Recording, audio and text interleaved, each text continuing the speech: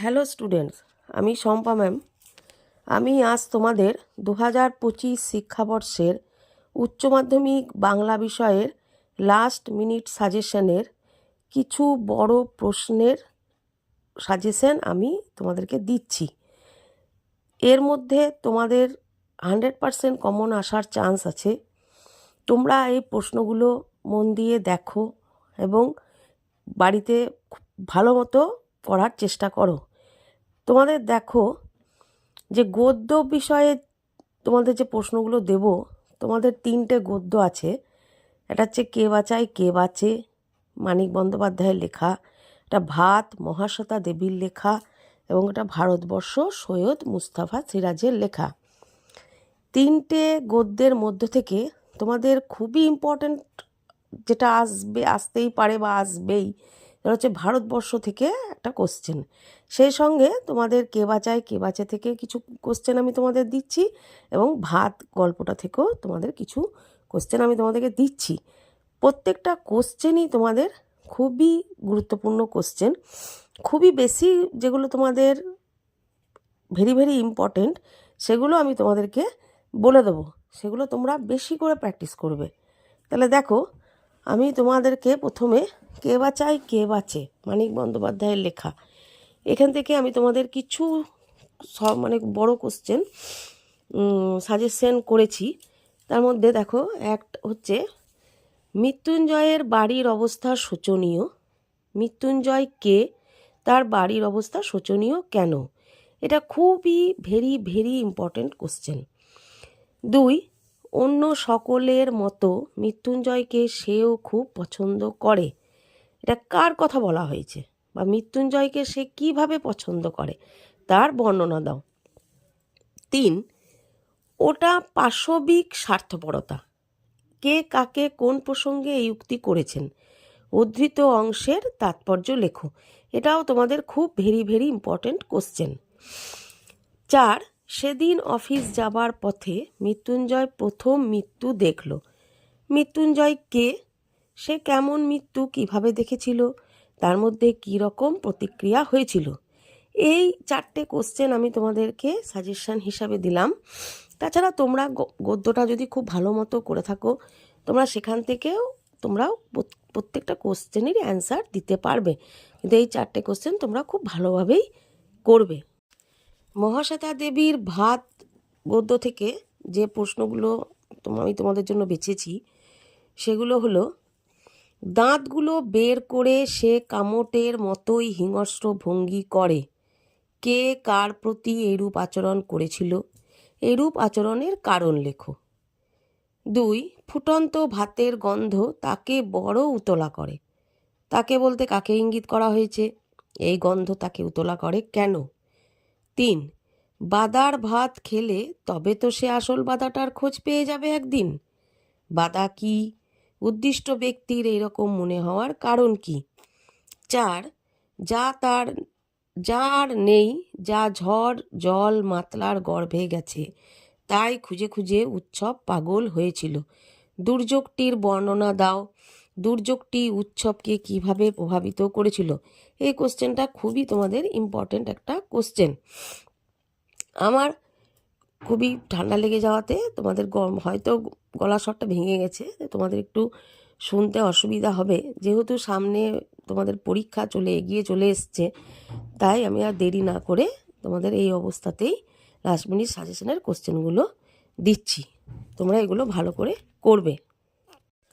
সৈয়দ মুস্তাফা সিরাজের ভারতবর্ষ গদ্যটা থেকে প্রত্যেকটা কোশ্চেনই ইম্পর্টেন্ট কোশ্চেন এবং এই গদ্যটা তোমরা খুব ভালো করে পড়বে। এই গদ্যটা থেকে তোমরা কমন কোশ্চেন পাবেই। দেখো, এই গদ্যটা থেকে আমি যে কোশ্চেনগুলো তোমাদের বলছি সেগুলো খুবই ভেরি ভেরি ইম্পর্ট্যান্ট কোশ্চেন। যেমন ধরো, 1, সেই সময়ই এলো এক বুড়ি। লেখক বুড়ির সম্পর্কে যে বর্ণনা দিয়েছেন তা নিজের ভাষায় লেখো। Very very important question.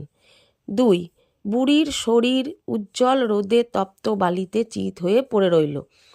বুড়ির চেহারা ও পোশাকের পরিচয় দাও। তার তপ্ত বালিতে পড়ে থাকার কারণ কি? এটাও ভেরি ভেরি ইম্পর্ট্যান্ট কোশ্চেন।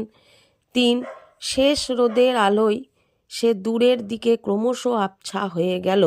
কার কথা বলা হয়েছে, সে ক্রমশ আবছা হয়ে গেল কেন, এটাও খুবই ইম্পর্টেন্ট কোশ্চেন।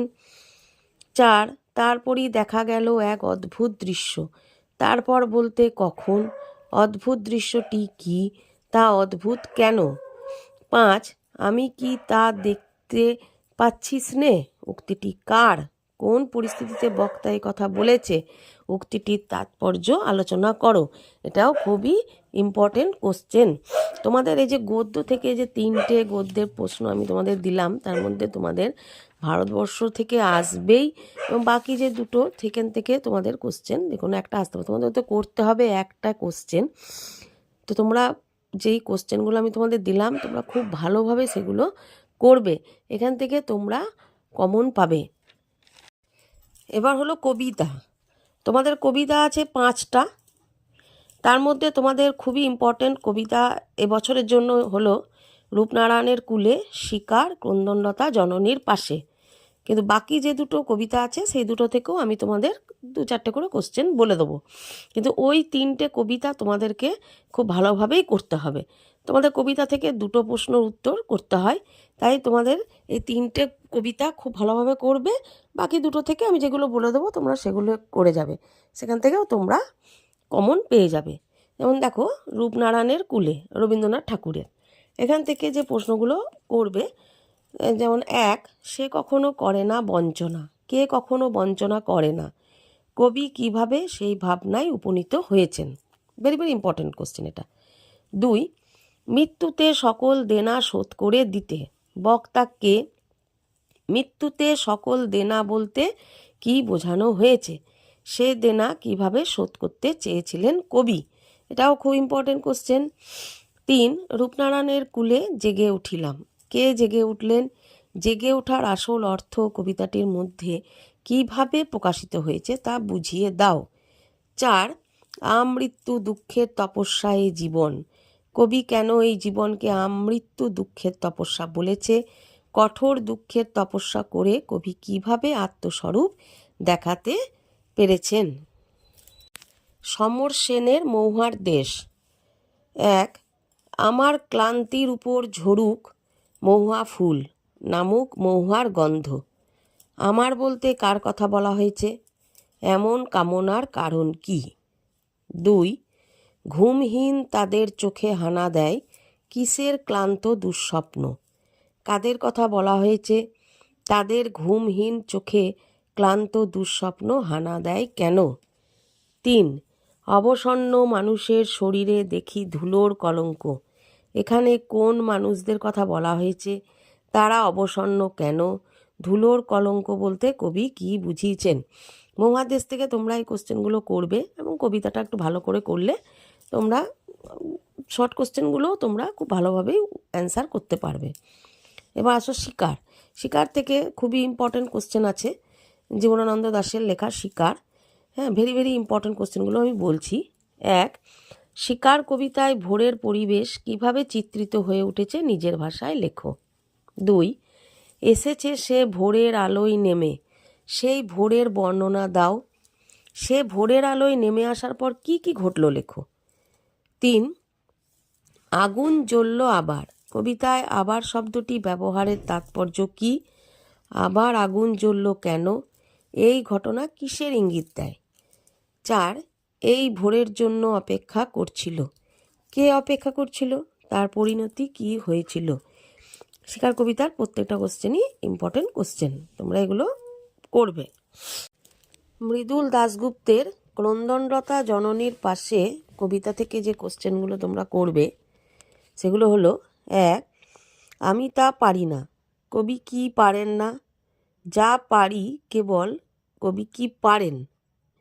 2, নিহত ভাইয়ের শবদেহ দেখে নাই যদি হয় ক্রোধ, নিহত ভাই বলতে কবি কাকে বুঝিয়েছেন, উদ্ধৃতাংশে কবির কোন মনোভাব প্রকাশিত।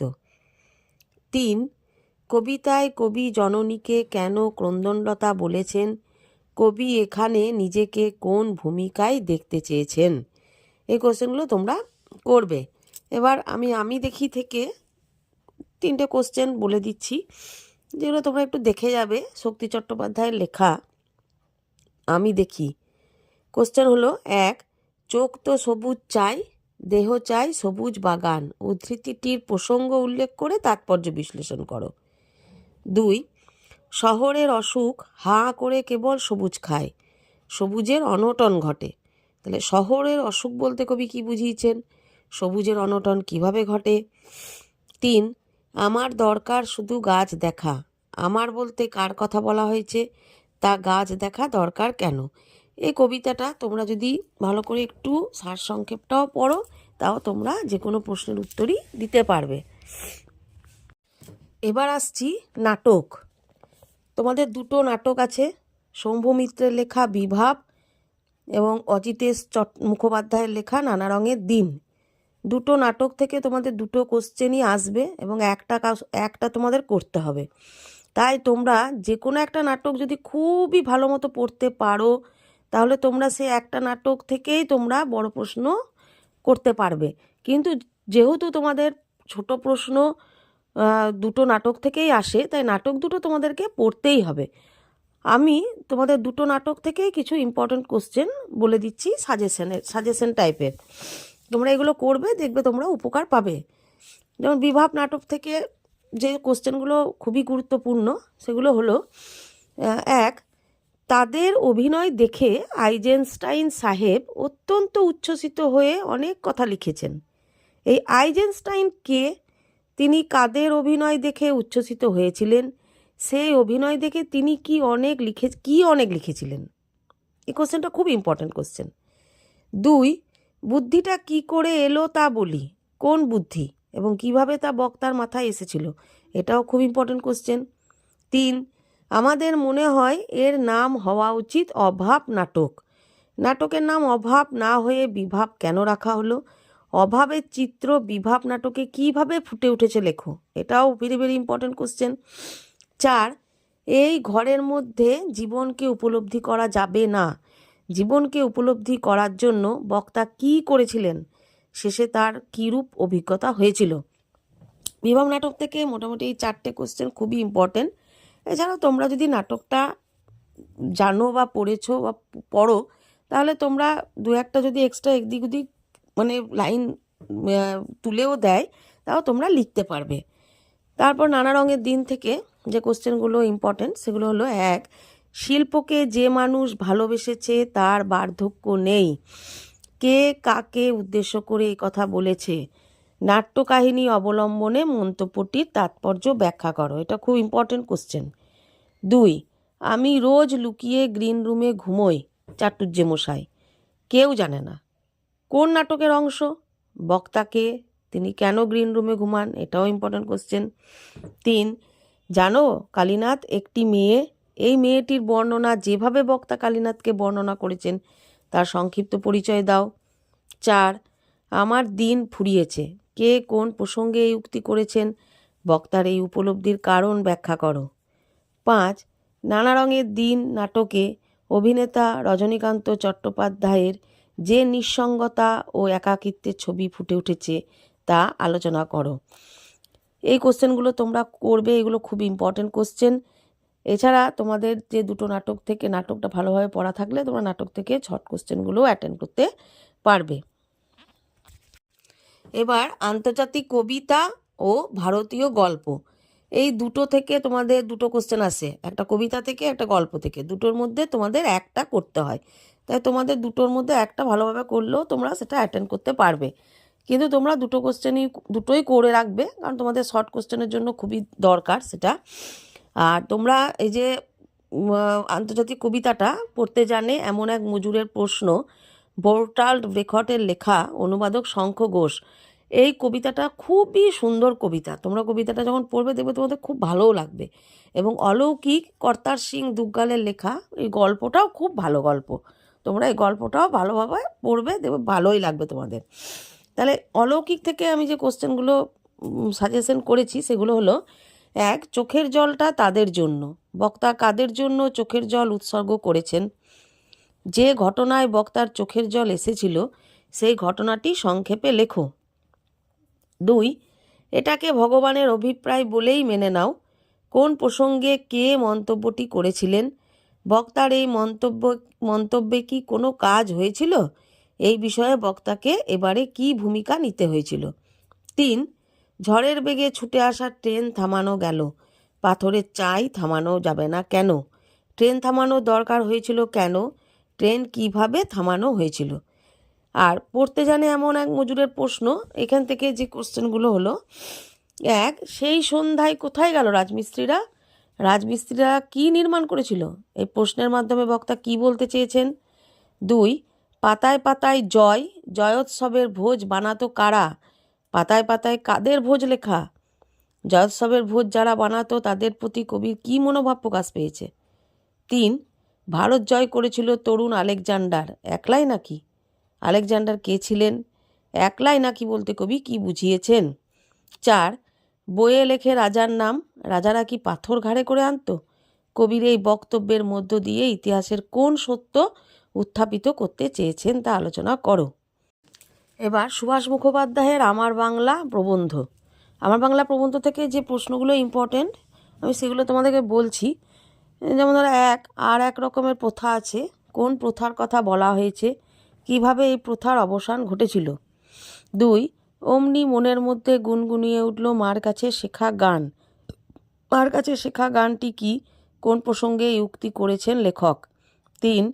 চেহারা বদলে যাচ্ছে শহরের, বদলে যাওয়া শহরের সেই চেহারার বর্ণনা দাও। 4.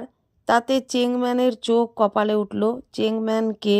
তার চোখ কপালে ওঠার কারণ কি? 5. হঠাৎ একদিন খেপে উঠল কলের কলকাতা। কলকাতা খেপে ওঠা বলতে কবি কী বুঝিয়েছেন? কলকাতার খেপে ওঠার ফল কি হয়েছিল? 6.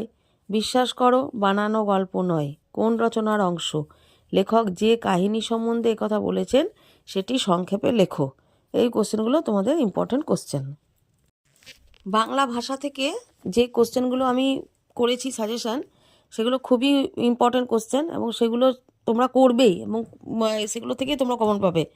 তোমরা এগুলো মানে ছেড়ে দিও না, এগুলো তোমরা সবাই ভালো মতো করে যাবে, এখান থেকে তোমাদের 100% কমন আসবে। দেখো যে কোশ্চেনগুলো করেছি সেগুলো হলো: 1. উদাহরণসহ ধ্বনিমূল ও সহধ্বনির সম্পর্ক বুঝিয়ে দাও। 2. গঠনগত দিক থেকে বাক্য কয় প্রকার ও কী কী? যে কোনো এক প্রকারের উদাহরণসহ পরিচয় দাও। 3. শব্দার্থের উপাদানমূলক তত্ত্ব বলতে কী বোঝো? 4. অবিভাজ্য ধ্বনি কাকে বলে? এটি কত প্রকার, কী কী? যে কোনো দুটি উদাহরণসহ বুঝিয়ে দাও। 5. ফলিত ভাষাবিজ্ঞানের বিভিন্ন শাখাগুলির উল্লেখ করে যে কোনো একটি শাখার আলোচনা করো। 6. উদাহরণসহ যুক্তধ্বনি ও গুচ্ছধ্বনির পরিচয় দাও। 7. বাক্যের অব্যবহিত উপাদান বলতে কী বোঝো? উদাহরণসহ বুঝিয়ে দাও। 8. মুন্ডমাল শব্দ কাকে বলে? উদাহরণসহ বুঝিয়ে দাও। এই কোশ্চেনগুলো করবে, এই কোশ্চেনগুলো থেকে তোমরা 100% একটা কমন পাবে। বাঙালির শিল্প, সাহিত্য, সংস্কৃতির ইতিহাসে তোমাদের অনেকগুলো অধ্যায় আছে, যেগুলো হচ্ছে তোমাদের চিত্রকলা, চলচ্চিত্র, হ্যাঁ, বাংলা গান আছে, বিজ্ঞান চর্চা আছে, তারপর খেলা আছে। আমি সবগুলো থেকেই কোশ্চেন সাজেশান করেছি। তার মধ্যে ইম্পর্ট্যান্ট কিছু কোশ্চেন আমি তোমাদের বলছি। হ্যাঁ, যেমন 1. চিত্রকলা চর্চায় নন্দলাল বসু, অবনীন্দ্রনাথ ঠাকুর, রামকিঙ্কর বেইজ, যামিনী রায়ের অবদান আলোচনা করো। 2. বাংলা চলচ্চিত্রের ধারায় মৃণাল সেন, ঋত্বিক ঘটক, সত্যজিৎ রায়ের অবদান আলোচনা করো। 4. আমাদের মহাকাব্যে কুস্তি কী নামে পরিচিত ছিল? বাঙালির কুস্তি চর্চার ইতিহাসের সংক্ষেপে পরিচয় দাও। 3 হলো 4. বাংলা গানের ধারায় রজনীকান্ত সেন, কাজী নজরুল ইসলাম, হেমন্ত মুখোপাধ্যায়, মান্না দের অবদান আলোচনা করো। 5. বাংলা গানের ধারায় রবীন্দ্রসঙ্গীত সম্বন্ধে যা জানো লেখো। 6. বাঙালির বিজ্ঞান চর্চার ইতিহাসে জোড়াসাঁকো ঠাকুরবাড়ির অবদান, জগদীশচন্দ্র বসু ও বিধানচন্দ্র রায়ের অবদান আলোচনা করো। 7. চিকিৎসা বিজ্ঞানে কাদম্বিনী গঙ্গোপাধ্যায়ের ভূমিকা সম্পর্কে আলোচনা করো। 8. রামায়ণে বর্ণিত কাহিনী অনুসারে দাবা খেলার স্রষ্টা কে? দাবা খেলায় বাঙালির কৃতিত্বের পরিচয় দাও। 9.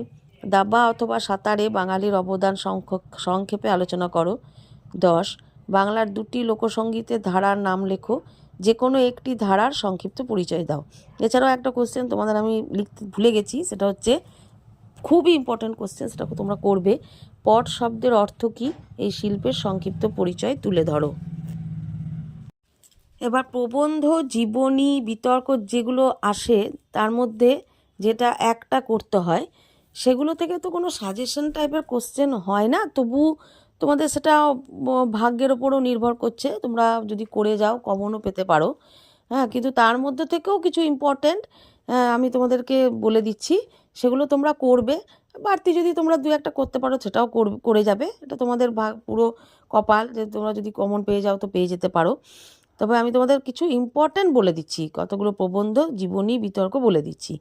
প্রবন্ধ: বাংলার উৎসব, বিশ্ব উষ্ণায়ন, বিজ্ঞান ও কুসংস্কার, বিজ্ঞান সাধনায় ভারত, শিক্ষা বিস্তারে গণমাধ্যম, ভারতের দেশপ্রেমের ঐতিহ্য, সমাজ জীবনে চলচ্চিত্রের প্রভাব ইত্যাদি। আর জীবনী: জীবনানন্দ দাশ, রাজা রামমোহন রায়, সমরেশ বসু, বেগম রোকেয়া, নারায়ণ দেবনাথ, মাইকেল মধুসূদন দত্ত খুব খুব খুব ইম্পর্টেন্ট। আর জীবনানন্দ দাশ, রাজা রামমোহন রায়ও খুবই ইম্পর্টেন্ট। এছাড়া আছে সাহিত্যিক সুভাষ মুখোপাধ্যায়, ভগিনী নিবেদিতা, কাজী নজরুল ইসলাম। আর বিতর্ক, বিতর্ক থেকেও দু একটা আমি বেছেছি, সেটা হলো আধুনিক জীবনে বৃদ্ধাবাস অপরিহার্য, পরীক্ষায় প্রাপ্ত নম্বর সাফল্যের একমাত্র মাপকাঠি নয়, বিজ্ঞাপন ছাড়া বর্তমান জীবন অচল, চলভাস ছাড়া চলমান জীবন অচল, ফেসবুক আশীর্বাদ, বর্তমান গণমাধ্যম কুপ্রভাবে বিস্তার করছে, সুপ্রভাব নয়। এই কোশ্চেনগুলো মানে এই প্রবন্ধ, জীবনী, বিতর্ক এগুলো তোমরা দেখে যাবে, করে যাবে। এছাড়াও বাইরে থেকে তোমরা দু একটা করতে পারো, তবে তোমরা এইগুলো করলেও তোমরা আশা করছি কমন পাবে। আমি আজকে তোমাদের সাজেশনের যে কোশ্চেনগুলো দিলাম বা আলোচনা করলাম, তোমরা কিন্তু অবশ্যই এই কোশ্চেনগুলো করবে এবং 100% কমন পাওয়ার চান্স আছে। আমি আজ পর্যন্ত যতবারই যত বছরই পড়িয়েছি, যত বছরই তোমাদেরকে এই সাজেশান দিয়েছি, 100%ই কিন্তু কমন আসে এবং সেটা আমার ছাত্রছাত্রীরা সবাই জানে। তাই তোমাদেরকে আমি বলবো যে তোমরা প্রত্যেকটা কোশ্চেন পরীক্ষার আগে একবার ভালো করে যাবে, তোমরা কমন পাবে। হ্যাঁ, আমার গলা স্বরটা আজকে ভেঙে গেছে বলে তোমাদের একটু বুঝতে অসুবিধা হবে, কিন্তু তোমরা একটু কষ্ট করে বুঝে নেবে আর তোমরা কোশ্চেনগুলো কিন্তু করে যেও।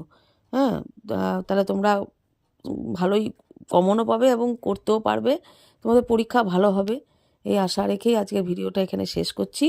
ভালো থেকো, সুস্থ থেকো, পড়াশোনার সাথে থাকো।